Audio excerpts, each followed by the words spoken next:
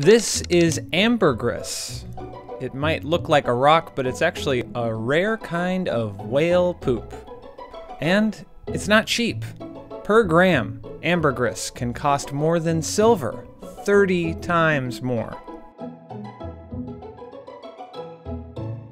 If you've ever worn perfume, well, I've got some unsettling news. You may have misted yourself with animal waste.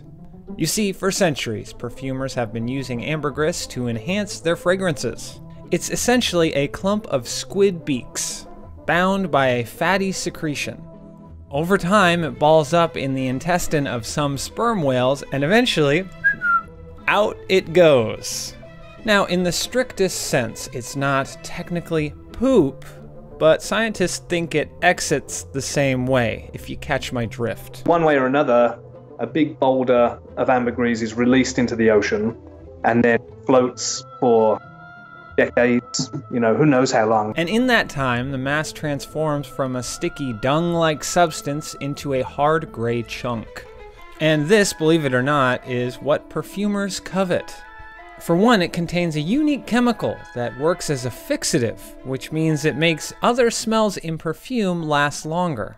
But ambergris is also valued for something incredibly surprising. Apparently it smells good. It's like a bouquet of 20 or 30 different chemical compounds. They each have their own odor profile. One will smell sort of like mushrooms. One will smell a little bit like tobacco. One smells like poop. One smells sort of like grass and hay. Sounds great. Well, apparently perfume designers use strong scents like those as the base note for their fragrances. And base notes form the foundation of any perfume. One company in particular has several expensive perfumes with base notes of ambergris.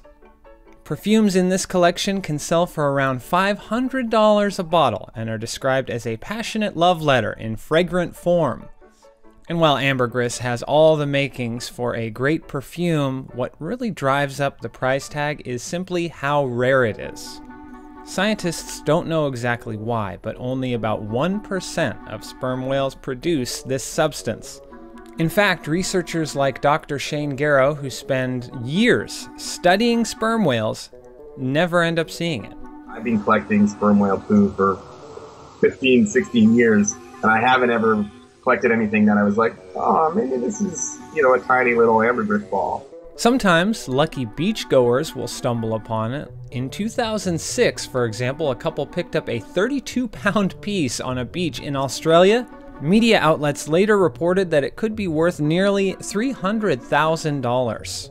But more often, ambergris hunters will get to it first. They track weather patterns and ocean currents to predict where it might end up. And once they find it, they sell it to brokers or perfumers for up to $7,200 a pound. This is like gold to them. This is a real commodity, so they take it very seriously. They can be a bit aggressive, muscular, and they really closely guard their secrets. But the commodity's high price isn't the only reason they do it. In some countries like the US, buying, selling, or even collecting ambergris is illegal. That's because sperm whales are an internationally threatened species. Before whaling started actively, both historical and modern whaling, there was over 1 million sperm whales, and now we're down closer to a fifth of that.